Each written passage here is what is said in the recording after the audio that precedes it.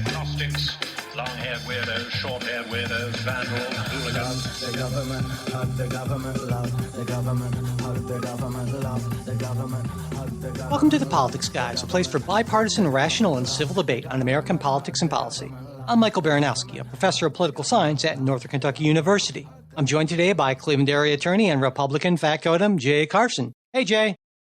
Morning, Mike. How are you doing this morning?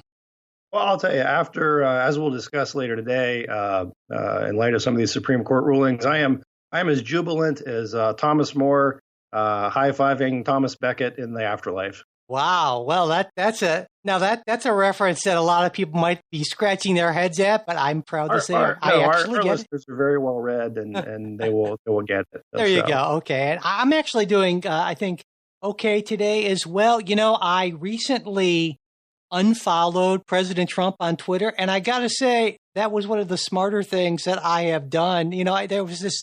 Every morning I would check TweetDeck, and I would see the president's feed, and I would get upset. And then I thought, you know, life's really too short for this sort of thing. And I don't really necessarily want to invest too much time and energy about whether or not he should have called for Bubba Wallace to apologize for something or other. And it's kind of been, it's been sort of a relief to me, I got to say. So yeah. I've never followed President Trump on Twitter. There you go. Smart man, yeah. You know, smart man. Contrary to what many people might think. Yeah.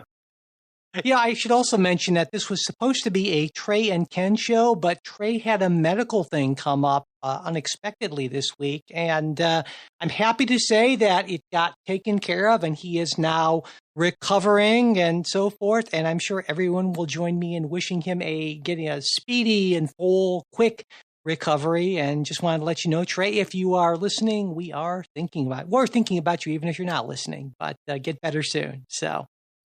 Also, we'd like to thank our newest Patreon sustaining supporters, Abshek, I hope I got that right, as well as Nathan. I'm pretty sure I got that one right. And Nathan joins us as an executive producer on the show, which is cool. Oh, thank you. Yeah. And Abshek wrote in to say, listening to the Politics Guys has been a constant fixture of my week for almost a year.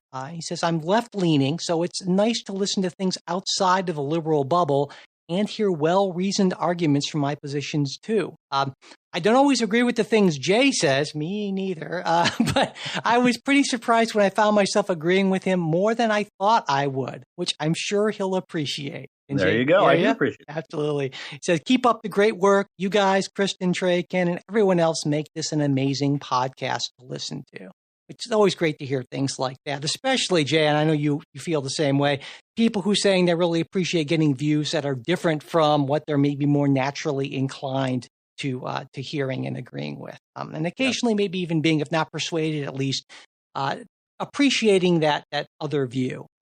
Yes, it was provoking thought on that. Absolutely. That's our goal. And I should mention that, of course, as a Patreon supporter, you'd only get that full length episode, second episode every week. You also get ad-free versions of our shows when we have ads, as well as various things at other levels of support. And to check it all out, just go to patreon.com/politicsguys. You can also do a one-time pledge of support through PayPal. You'll find the link there at politicsguys.com/support.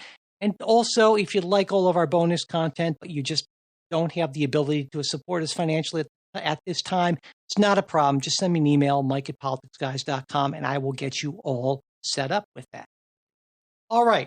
Let's move on to our, surprise first story of the day. Just before we started recording this show, Saturday morning, news broke that President Trump had commuted the sentence of Roger Stone. Now, on Tuesday, Stone was to begin a 40-month sentence for lying to Congress, witness tampering, and obstructing a congressional investigation. So, Jay, what's your reaction to this? Well, I guess, look, not shocked or surprised. It's less than a full pardon. Stone had applied for what was called, he's 67 years old. He had applied for what's called compassionate release, which is a program that the federal courts have been really sort of inundated with a lot of applications for in the era of COVID, where it says if your age or your health condition might prohibit you from serving time or would jeopardize kind of life and limb, you can be sort of reassigned to house arrest or something like that. And as I understand, again, this was quick breaking, and gosh, I just woke up, Mike. But that request had been denied, and then sort of it's almost like in lieu of that, Trump has commuted the sentence, but has not pardoned him, Right. meaning he is still convicted of the crime and is still pursuing his remedies on appeal. So, the people who don't like Trump will read this into areas favoring one of his old friends. Those who are more favorably disposed will say, look, this was kind of a common sense act of compassion. Other than that, I don't think it doesn't move the needle in terms of national politics or the exercise of presidential powers or anything like that.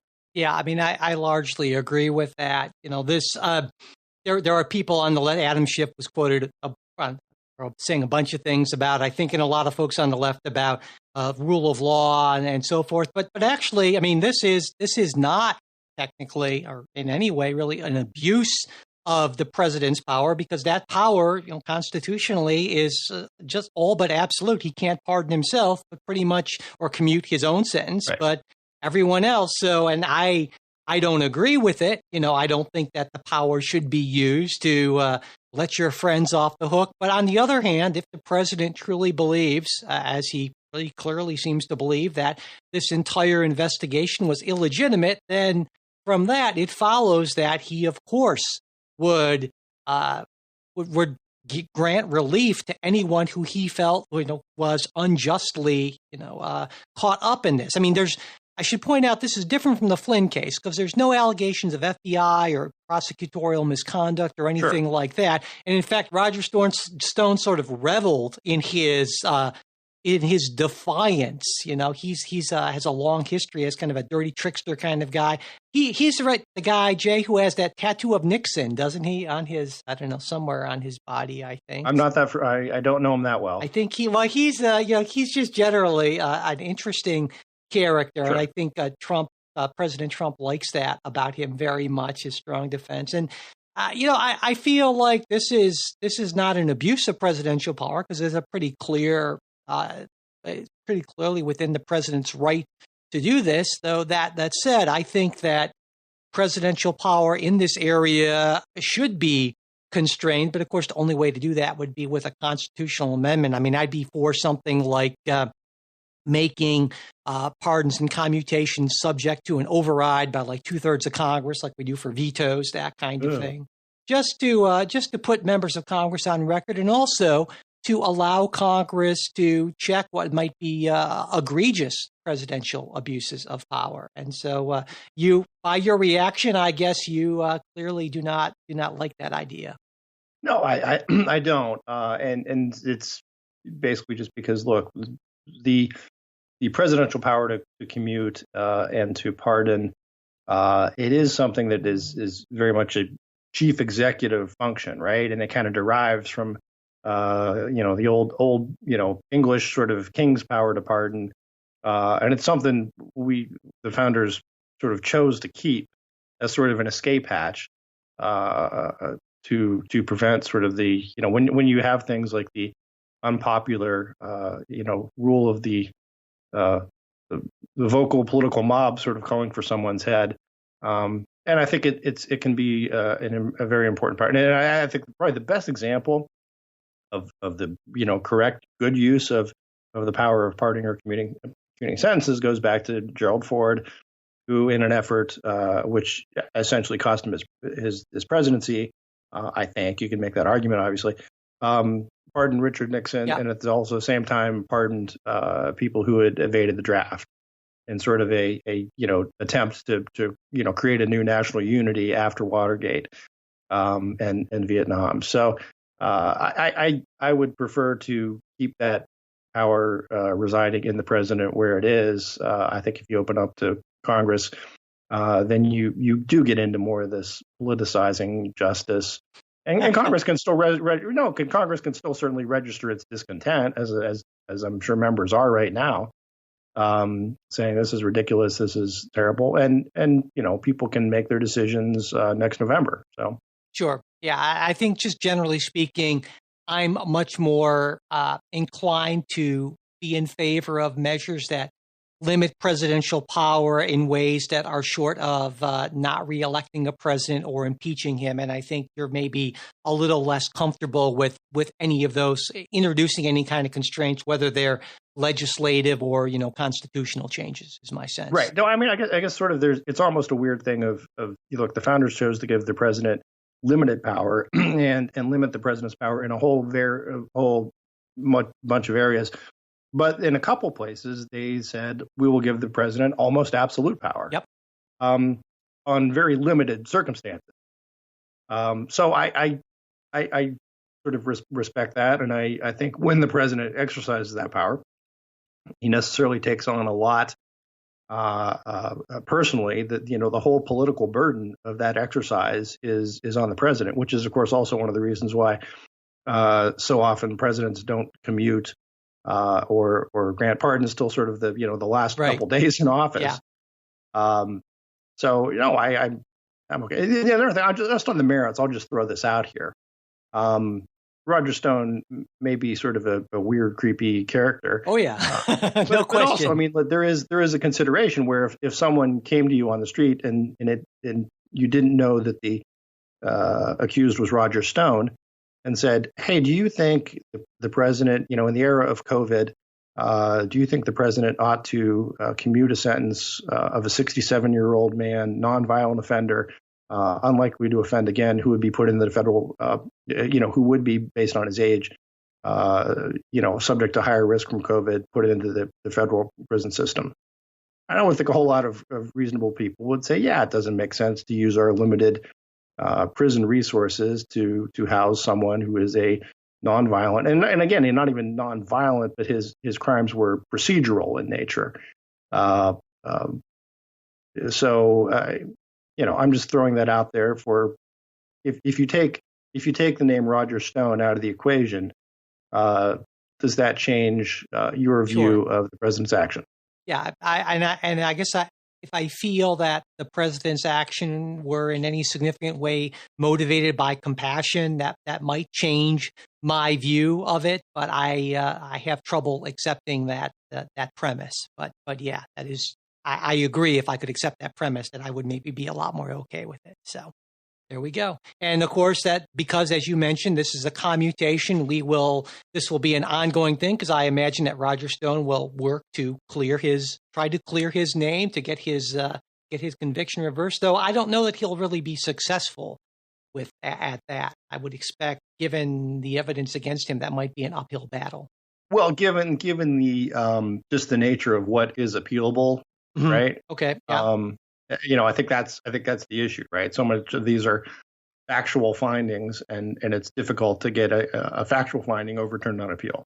Good point. Impossible. Good point. It's a much higher burden to bear. And so you could actually even say then, kind of going back to your argument, that if President Trump had just wished to sort of just scoff at rule of law, he would have just pardoned him entirely, as opposed to commuting his sentence, which does kind of track a little more with your kind of compassionate argument, because what a commutation says is, it's not that, well, I don't think you did it. It's just saying, well, you did it, but you've suffered enough, or you've served enough, or what have you. And that's a very different message. So yeah, I think that's an interesting point you raised there.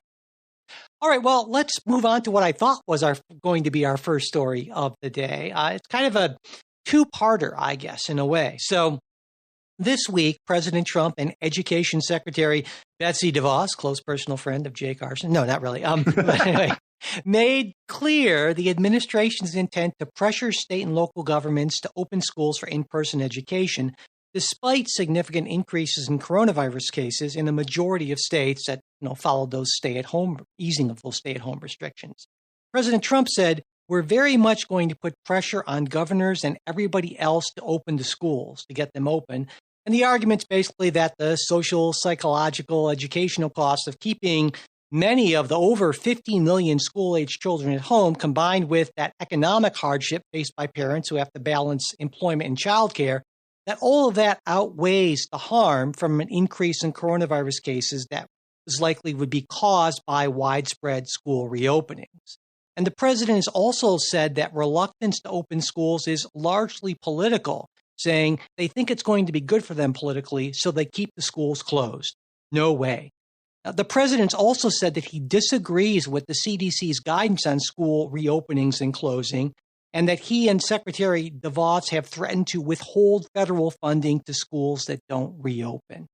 Now, there's a separate issue here with higher education and visas, which we'll get to in a minute. But before we get to that, what do you think about the administration's kind of move, push here, Jay, with K through 12? On the one hand, I think we should note that, the findings that, listen, kids, particularly younger kids, being out of school, there is sort of a greater overall risk to them missing out on education, missing out on sort of the social services in some cases that are obtained through the schools, missing out on all these other factors. It's the isolation, the psychic toll it takes on younger kids who need this socialization. And in the American, I want to say it's the American Academy of Pediatrics. If I'm misstating the name of the group, I apologize. But they had issued a recommendation on this, saying, listen, given that from what we've seen, children, again, particularly younger children, are less likely to contract COVID. When they do, it tends to be milder cases. And balanced against these other factors, it's the presumption ought to be that you return to school in person, at least as much as is feasible. So I think the president making that statement is, maybe he's wading into stuff that he doesn't need to wade into, which would not be unusual, of course, for him. But I think most local school districts are going to make their own decisions based on things like one, how they can manage a socially distant learning environment, what their capacity, just the physical space is. Are there hybrid methods that they can do, sort of kids coming to school a couple times a week and then other times remotely, maybe more remote learning for older kids. So I would say this is sort of Trump making a statement. I don't know that a whole lot's going to happen with the federal funding stuff. I'm not sure he can simply just cut that or stop the flow of that, which isn't a ton of money anyway. So I think these decisions are still going to end up being made at the state and local level. Which I think is probably the right thing. So. Yeah, I get the sense, and I wanted to get your view on this, but President Trump really doesn't seem to have any particular concern or love for federalism. And certainly school, K through 12 schooling has, traditionally been one of the most local controlled sort of thing. And I would think that people who, have that sort of deep concern and belief that federalism is an important thing, especially in something like education. And I do. Yeah. So would have a problem with the president of the United States saying we're going to exert great pressure to make this thing, make this happen. Would that be accurate? I think so. I look at it as more of this is sort of his way of saying, I think kids should go back to school. Sure. When you translate it through, when you put that through sort of the Trump translating it is, I'm demand these, these other weak-kneed people aren't going to do this and I'm going to cut funds and all that. But it essentially comes down to just sort of announcing what his preference is. Right. And, I mean, there was some talk about he would maybe try to find a way to slow CARES Act funding, that sort of thing for schools that don't reopen or what have you. And, that's actually a fairly significant amount of money, like $13.2 billion for K through 12 schools. But then, the thing about this, of course, is a lot of that money, and I couldn't find a figure, hasn't been spent yet just because it's so difficult for it to work its way through the system and get various approvals and that sort of thing from school boards and other authorities. And so it's not like Congress authorizes this money and the bill is signed in mid-April and all of a sudden. Exactly. And to me, one of the big problems, of course, is the amount of the resources that are required to open safely. Because I agree with you that, if schools can open safely, they certainly should. There's one analysis I saw that said on average, the school districts would have to spend around $2 million to implement, safe reopening procedures. And if you multiply that by like 13,500 districts in the U.S., you're at around $27 billion. And that's a big chunk of money. And so I think that a better approach might have been to say, hey, we want schools to reopen. It's important for them to do it safely. And we're going to authorize some more money for this and try to get this to the schools as quickly as possible. I mean, mid-May, the House passes this measure that would provide $90 billion to the Department of Education, and that was a split. I'll do it. Well, it was a split between K through 12 schools. They would get just shy of $60 billion, and then higher education would get the rest.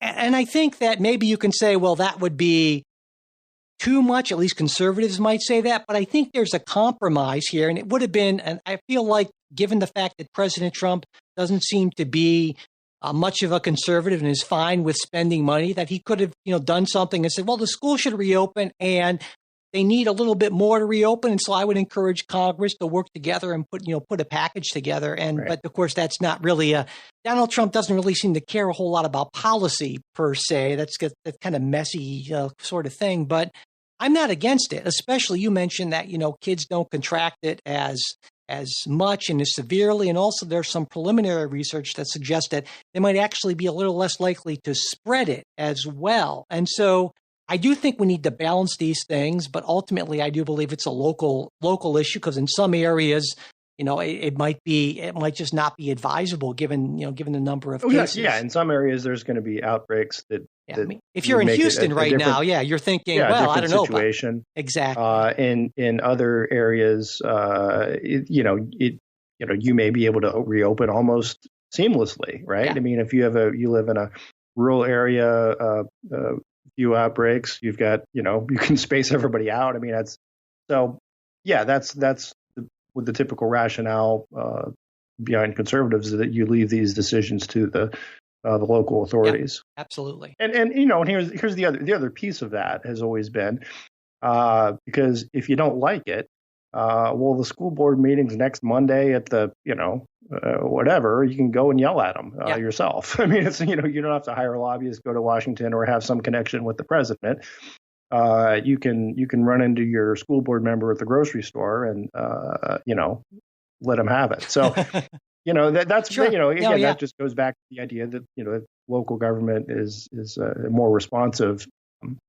So, right. Well, I said there was kind of a related part to this, and that is while we talk this about one is a federal necessarily, I think. Yeah, well, because as you mentioned, as I agree on the K through 12 level, maybe there's sort of limited leverage, but it's a different story in higher education. The administration, I would argue, has a greater ability to, either incentivize or coerce, depending on how you want to look at it, higher education institutions to open up. And one of these levers involves international students. They make up around 5.5% of the U.S. higher education population. They contribute billions of dollars to the economy. And most importantly, for a lot of schools, they typically pay like full sticker price or at least more than U.S. residents. And that's been a big deal for a lot of schools, especially as states have cut funding for state schools. And now, prior to the pandemic, the immigration policy for students was that international students must take some in-person classes to qualify for a student visa. But then when the national emergency was declared for the pandemic, ICE issued new guidance that allowed international students to be all online, and further said that guidance would remain in effect for the duration of the emergency. So this recent change where they said, no, actually, you have to have some online, you have to have some in-person classes or transfer to a school that has them, or your visa will be revoked, especially coming so close to the beginning of the fall semester. This caught institutions really by surprise. And I believe that it calls for them to declare by July 15th whether they will have in-person classes. And that's a really, really short window for a big decision. And again, of course, if you're an international student currently in the United States, that's a huge problem for you, certainly. And there are a lot of folks in that position.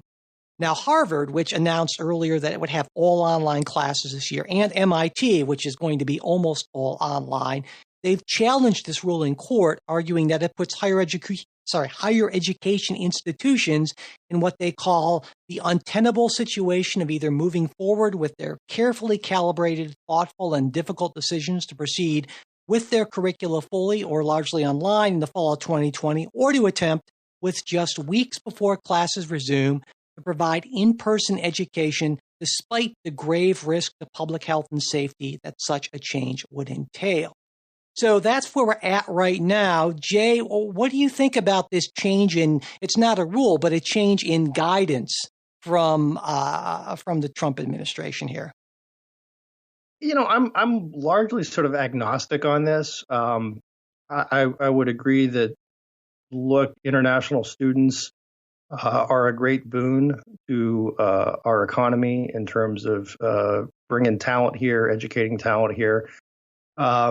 It's a great boon to our educational system, and as you mentioned, they tend to pay full sticker price. So I'm all for that. Whether I think this is maybe just sort of clumsily put together, guidance, and again, it's guidance and not necessarily a law. So, in some respects, I think maybe Harvard and MIT are making a bigger deal out of this. A lot of schools are, colleges going to in-person, partial in-person classes anyway, and to plan to do that. It's weird. I have to say I don't have any strong opinions here, but it seems as if we're not precluding international students from coming here or taking classes. They could. I guess I should clarify would the international students actually have to take the in-person classes, or is it just exactly? a matter of the international students would have to. So let's say you're an international student, and let's say you have some sort of an underlying health condition or something like that. That doesn't matter. There's no exception for that. So you would basically be told, well, you have to take an in-person class, or you have to lose your student visa. And again, well, I think there is sort of a sense of why would we grant visas to people who aren't coming here? Well, no, this applies to people who are here as well. Are here. And right, again, and this is something. So I think that's the way what I'm saying, clumsily drafted. Well, it's more than clumsy, Jay. I mean, it's the fact that ICE said earlier when this all started that for the duration of this emergency, we're going to change our guidance, our allowance for student visas, and then with literally, school starts for me in 5 weeks. That all of a sudden we're going to reverse that. I mean, that's more than clumsy. I think that almost fair to say it's arbitrary and capricious. And that's the thing. Of course, well, this is interesting from a more of a technical standpoint because it's not a rule. It's not in the same way subject to that standard of review under the Administrative Procedure Act. Because the APA Act does not apply. But even so, that doesn't mean that the administration can do whatever it wants. And so there's a lower bar for the administration to cross. But I think even so, they don't get over that lower bar. I mean, for instance, had ICE not previously said that their guidance would remain in place throughout the emergency, or even if they had, but if the revision had come earlier, I think maybe there's a chance that would have been upheld. But my guess, my strong sense is that what's going to happen here is there's going to be a federal judge who is rightly going to issue an injunction against this going forward. And then once students start in class and we have international students in the class, it's going to be a lot harder to kind of reverse course on that sort of thing. Well, I think you're right. I mean, by the time I think there's going to be an injunction and we will proceed. And by that time, by the time the injunction gets appealed, if it does, look, everybody's operating under this and we're already halfway through the school year. So yeah, it's just, again, I don't know where this kind of thing starts, but it just continues. It shouldn't surprise me anymore, but I guess it does kind of continually somehow still surprise me how incompetent the administration seems to be in promulgating important rules and regulate. They just don't do a very good job of it, you know? Yeah. And so no, I can't disagree with that. Yeah, absolutely. As I've said before, you know, I'm in many ways thankful for that, because I think it has saved us from a lot of bad policies. And on the conservative side, now I know you don't disagree, you don't agree with this policy, but I'm sure you'd agree more generally there have been a number of cases where there were policies you would have liked to have seen. Oh yeah, exactly. It was just poor execution that then kind of mucked it all up. Yeah. Yeah, exactly. Well, you know, let's move on to, a spate, I can't believe I used that word, a spate of Supreme Court rulings that we're very eagerly awaited. Of course, the end of the term is always the time where we tend to get the really big, important decisions that everyone's looking forward to in some way. And I think one of the most eagerly awaited decisions of this term was on President Trump's financial records. And actually, it was two decisions here the court ruled on. One involving prosecutors in New York who were seeking information relating to an investigation of alleged hush money paid to porn actress Stormy Daniels and former porn actress. Thank you. And former Playboy playmate Karen McDougal. And the other one involving congressional requests to several of the president's accounting firms for the release of information. Now, in both cases, the vote was 7-2. With the court ruling that New York should have access to the requested records, but that lower courts didn't sufficiently consider the separation of powers issues in the congressional requests. And so the practical impact of this is that nobody outside of the New York prosecutors and the grand jury is going to see any of the president's financial records before the 2020 election. Right. Unless they get leaked. Right, unless they get leaked from the grand jury, that sort Which of thing. I'm sure they will. I'm sure there will be no leaking. Well, we'll see what happens. I don't know. We'll see what happens. But so, Jay, I thought we could take these one case at a time, starting with the New York case, and that's Trump versus Vance. What do you think about the ruling here that essentially that the financial firms have to turn over the records that were requested by the New York prosecutors? Well, I think the Vance case is probably a little more problematic than the Mazars case. Okay, interesting. But either way, this is one of these situations where I will, like Scalia, say, look, I really don't. I'm not crazy about the result of this, but I think that's the right law. I think they got it right by and large. And actually these cases are really fun to read. If you're into history, because both of them have sort of a whole lengthy discussion of the trial of Aaron Burr. And that was sort of the precedent was Thomas Jefferson was subpoenaed by Burr. Papers of Jefferson were subpoenaed by Burr in his defense. And the court back in 1807 said, yeah, that's legit. You can subpoena the president. In that case, it was more Burr's Sixth Amendment rights that were in question. And then that was, essentially affirmed in Nixon in 74. So I think that's the correct ruling, right? That the president is not beyond subpoena power. That said, the dissent and one of the concurrences would say, look, I think there still needs to be sort of a heightened standard when you're going after the president. And that standard would essentially be that, look, you can't get this information somewhere else. The idea would be to prevent sort of just general harassment of the president, because, look, there are a lot of local prosecutors out there who would like to make a name for themselves. What better way to do so than saying, I'm going to, pursue an investigation and indict Donald Trump. And even if you lose, well, you're the crusader who took on Donald Trump. So I think it invites a lot of mischief. Now that the majority said, look, there's remedies for that, both in state and federal court.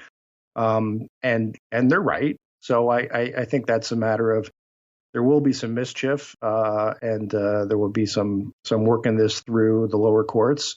But all in all, the principle, I think, is sound. Now, the other one interesting thing I think that in Justice Thomas's dissent that no one's really hit that much on this case had to do with, look, are these subpoenas facially invalid, right? Is it just a matter of law? You can't subpoena the president. And that's the court pretty much unanimously said, no, of course you can subpoena the president. And Thomas hits on the, well, you can subpoena him, but, when it comes to enforceability, is kind of when the rubber hits the road. And that's a little different question. And that's where these other concerns of impeding the executive. But in this case, I mean, the actual, it's not the president who's being subpoenaed here. It's the president's financial companies who have these records. So, I mean, this is about as little of an impediment, impeding of the president as you can imagine. It's not like Bill Clinton being, called to testify. It's not being called for deposition, right? Exactly. And so the president actually doesn't have to do anything. It's just these financial firms who were completely willing to release these records in the first place, basically. So this is about so I agree that we need to weigh, the nature of the request and the burden that is put on the president, because the president is different in many ways, even though he certainly is not above the law. But I think even based on that standard, it seems to me that this type of request in a criminal case that does not seem to be at all a spurious sort of thing, I think this is completely legitimate. And so while I understand Alito and Thomas's concerns, I just completely do not agree with them that they raise to the level of where this minimal request cannot be granted in the investigation of a criminal case. Yeah, I think that's probably about where I am too. Okay. Now it's a little different when we get to the congressional information case. That's Trump versus Mazars. So I'm definitely interested in hearing what you think about that, because again, it was another 7-2 vote, but this time it went the other way, and it's really characterizing it, I guess, it's not necessarily a win or a loss in that the court just said, well, the lower courts didn't consider this issue enough, so it's kind of putting it back onto them. So it's not like the court said, well, the president doesn't have to release these records to Congress. They just said, well, let the lower courts kind of consider the separation of powers issues. And exactly. Yeah, the court, what it did was sort of announced a new test. There's sort of a 4-part test, and it is a sort of more difficult test to satisfy, and then sent that back down to the lower court, which again, I think that's probably the correct decision. The Mazars case being a little bit more problematic because it's not a criminal investigation. It is just the powers of Congress to investigate and or harass the executive branch. So, I think there is necessarily more care there taken. That if you have political actors who are seeking, solely and whether it's under the guise of oversight, and look, honestly, the Jared Nadler had sort of spoken, back at the after the Democrats took control of the House, putting together a subpoena cannon to fire at the president and the executive branch, and the court seemed to say, look, this is out of bounds. This is ridiculous. You of course, Congress has some oversight power, but that is not a power for just a fishing expedition. So you think the court should then try to discern Congress's motives? That's a legitimate exercise of judicial power, would you say? Yeah, I think the base comes down to, look, does Congress have a legitimate legislative interest in doing this? So I think so, and that's not that hard of a test to meet, probably. And you don't think they meet it here? I guess, the court hasn't decided on this, I guess, so that's a different issue. The court says, hey, go back and try again and show your work. And to me, when I read that, I thought it kind of sounds like, well, they just don't want to deal with this issue before the election. And they kind of hope it goes away, because in reading Robert's opinion, he said, we don't really get many cases like this. Thank God. He didn't say that, but, and it's almost always better to let the other branches just kind of work out some sort of accommodation. And I think the hope probably. And he points out that's the way it's worked for 200 some years. And so, I kind of think the hope is that, well, this will go away in some sense. And the court didn't want to inject itself into this right before an election because, for sure, if they had ruled that Congress did have the right to get these records, which I believe would be the correct ruling in this instance, that would have been a huge political issue before the election. And I just think the court didn't want it. I think Roberts is very sensitive to that sort of thing. And so the court's liberals knew they didn't have the votes to kind of get the approval that they wanted for Congress to get those records. And so this was kind of the compromise position. But, in reading, it seemed to me, at least, Justice Thomas, who has kind of been the lonely dissenter in a lot of these things. His position is a little more of an absolutist position, it seems to me, that basically, if there's no impeachment proceeding, the administration can refuse to provide any information. I mean, that to me is what I take away from that. Yeah. And would that be your read of Thomas's position? He argues, look, in the Constitution, the sole remedy for presidential misconduct is impeachment. Right. So look, unless you're looking into impeachment, none of your business.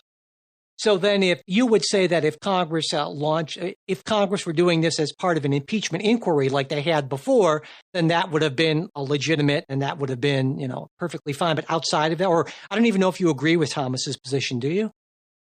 Not entirely. Mm-hmm.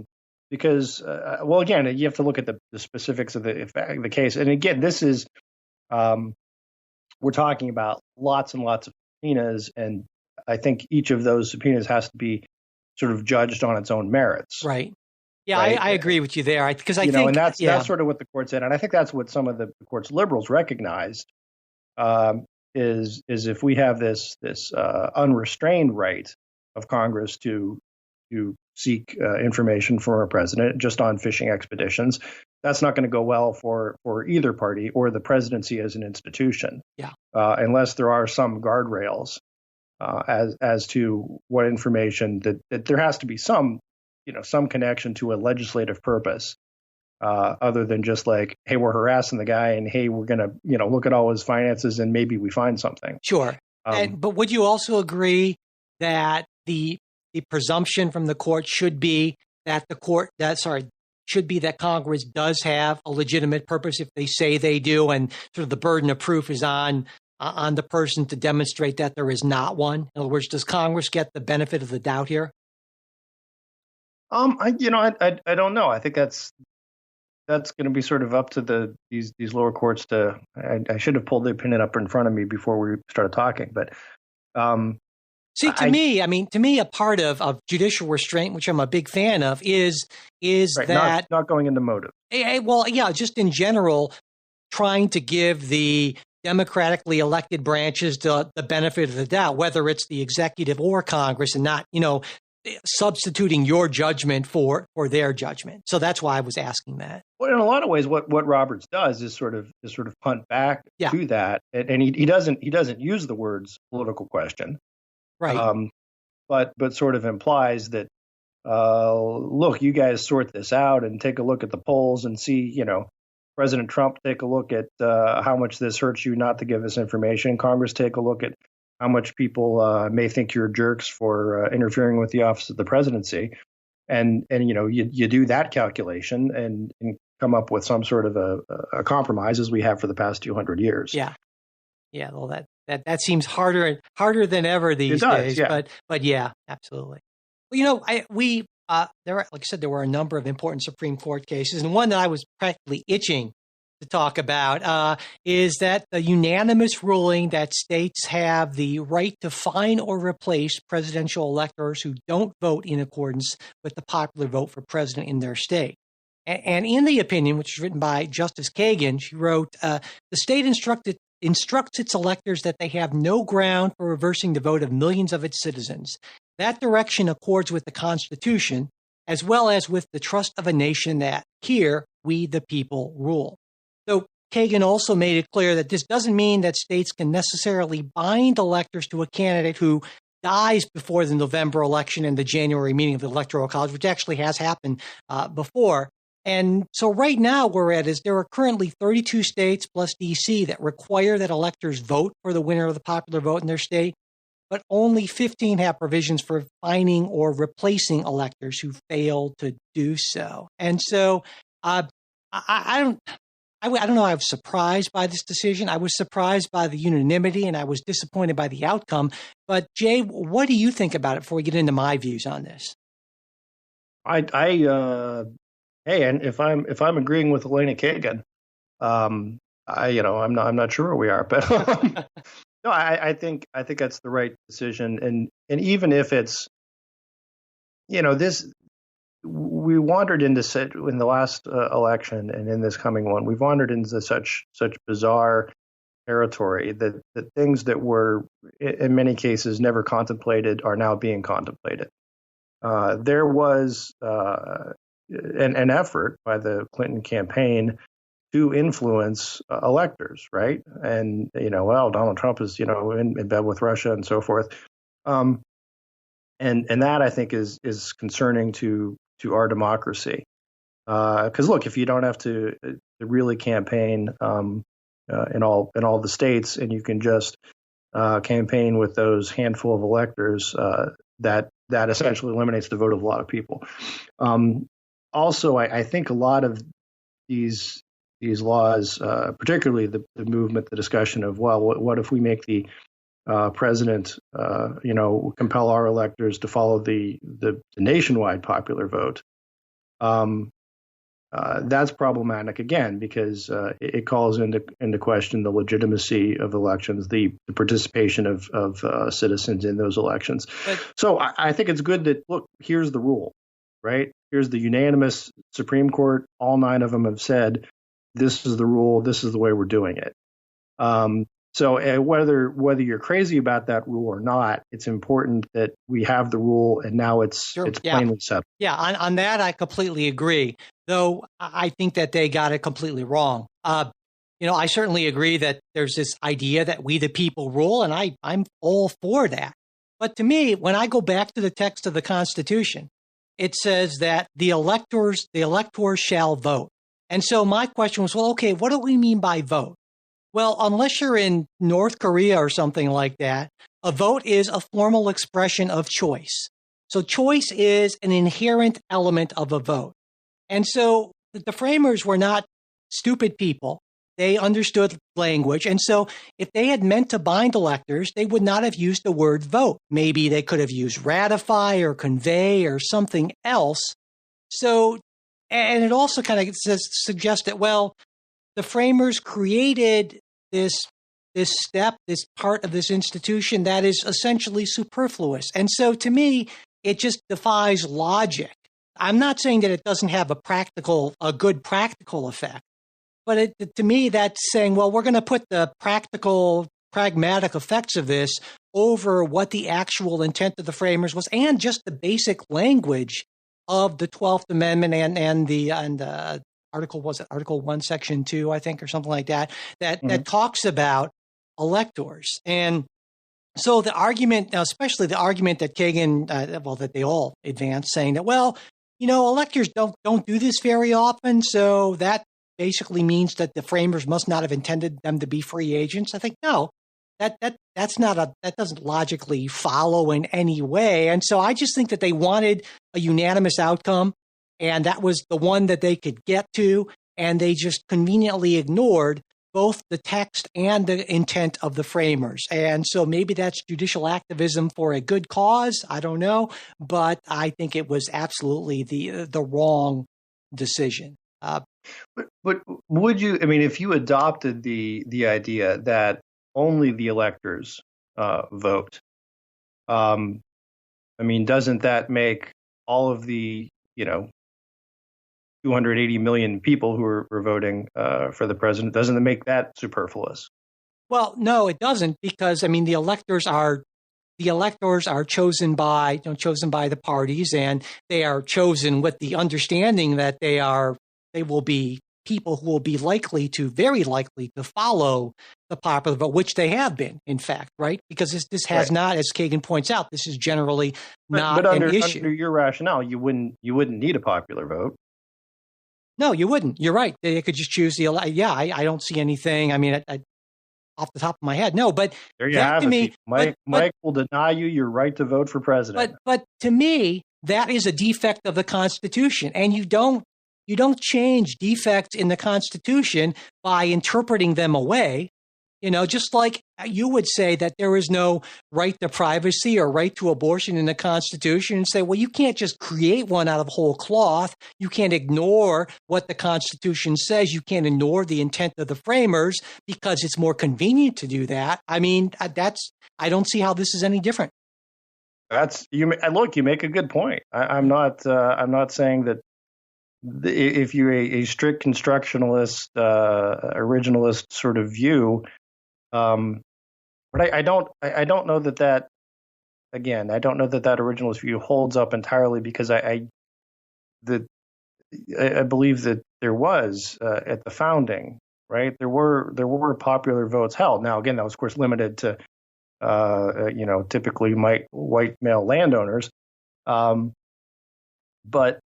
there was a sense that this was not just the electors who were choosing the president, absolutely, as compared to senators who were plainly at that point appointed by the state governments, right, of their various states.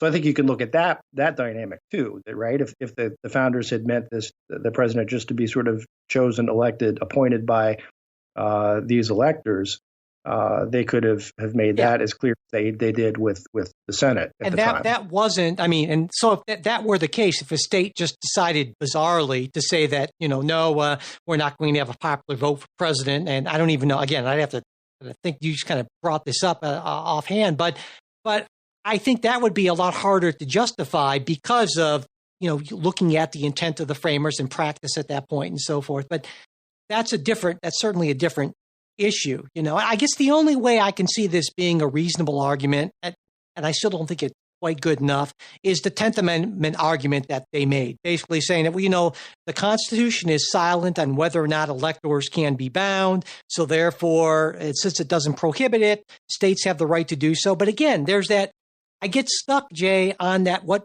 vote. They said the electors vote, and to me, vote inherently implies choice. I just have a hard time. Maybe they screwed up the wording. I don't know. But to me, it's just, I don't know. It's just not quite there. So. Well, we got you on the one side and a unanimous Supreme Court on the other. Exactly. So I'm willing to admit here that pretty clearly that there's a lot more brain power and experience in 9 Supreme Court justices than me. But for me, it just doesn't track unless you say it's sort of elevating the pragmatic concerns over faithful interpretation of the Constitution. And if that's the real baseline rationale, okay, I get that, certainly. But that's the only way I can make this make sense. All right. So. All right. Well, there are a number of things we wanted to get to, and we will get to on our bonus show, like, for instance, that Supreme Court ruling about the Affordable Care Act, birth control opt-out procedures, and another religion case about ministerial exceptions in hiring and firing for religious institutions, and there are a number of other things as well. But that will be for our supporters only bonus show. Before we get to that, before we go today, we always like to close with a recommendation. Jay, you got a recommendation for us this week? Oh gosh. What I'm reading right now is it's a book by Barbara Tuchman. Who's probably best known for World War I historian and Guns of August. Yeah. But it's called The First Salute, and what it's about is the American naval expeditions and sort of it's a view of the American Revolution from the West Indies. And the First Salute refers to, there was this Dutch island that was the first to recognize an American ship and actually saluted them with a cannon as you are a independent nation. And that this Dutch island was really integral to the revolution, and that it allowed smuggling of gunpowder to the colonies. So it's just a really fun. I mean, it's some of my favorite things. It's like boats and naval history and America all together. So yeah, I'm partway through that, and I'm liking that a lot. So I guess that's my recommend. And it's Cool. gosh, I'm trying to think when it was written. It's from a while back. It's nothing new, but it's just one of these things I happened to find in a used bookstore somewhere, and finally got around to reading it. So That sounds really cool. yeah. My recommendation this week is a TV show called Zoe's Extraordinary Playlist. It's an NBC show, but you can watch it on Hulu. I've just totally gotten sucked into it. It's about this computer programmer in San Francisco or somewhere in through there who can actually hear people's thoughts in musical numbers that only she can hear. And it's a sort of a interesting concept. It's I guess the way it's a show with a lot of heart and really good musical numbers as well. So, and it's got Peter Gallagher, who I love, who's in a very restrained performance in many ways, because he plays a guy who has lost the use of almost all of his bodily functions, can't move, that sort of thing. And Lauren Graham, who I love for so many reasons. But it's a fun show. Like I said, it's got a lot of heart. It's a really big-hearted show, and I just found out that it was renewed for a second season, so I'm really thrilled about that. And I found myself kind of moving more. A lot of people like these kind of deep, dark, kind of depressing sort of shows, and that's never really been my thing. It's definitely not my wife's thing. And so whenever I find a show that's feels kind of happy and positive, even though it has its dark moments, I tend to gravitate toward that. And so this is definitely a show like that. And if you like musical numbers, there you go. Zoe's Extraordinary Playlist. A lot of fun. So, all right. So that is it for our show today. But again, if you'd like that second full-length episode this week and every week, you can get that by becoming a Patreon supporter. That's patreon.com/politicsguys. And if you cannot find out or forget that link, whatever, it's always included. Yeah, in the show notes. All right, my God, I need more coffee or something. Anyway, we'd appreciate it if you could subscribe to the show, leave ratings and reviews, and especially if you'd share your favorite episodes on social media. If you want to get in touch with us, mail@politicsguys.com. Also, check out our Bipartisan Politics subreddit. URLs in the show notes, as well as our Facebook page, facebook.com/politicsguys page. And we are also on Twitter @politicsguys.